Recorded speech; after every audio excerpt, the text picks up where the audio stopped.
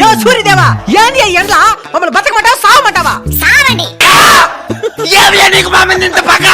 నాకు ఎవరి మీద పగ ఉండదు నాయనా, నా ధర్మం నేను నిర్వర్తిస్తున్నాను. ఏది నీ ధర్మమో? మమ్మల్ని చంపేసేదా?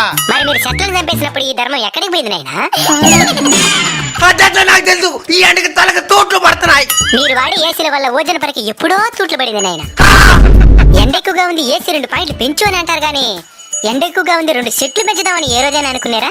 అంటే అది చెరువులు కూడా ఎండిపోతున్నాయి స్వామి. నీళ్ళుండాల్సిన చెరువులో నిలువెత్తి బోడాలుంటే ఎవరేం చేస్తారు నాయనా? అడవులు కూడా ఎండిపోతున్నాయి స్వామి. మరి అక్కడే కదా నాయనా అపార్ట్మెంట్లు కట్టాల్సిందే.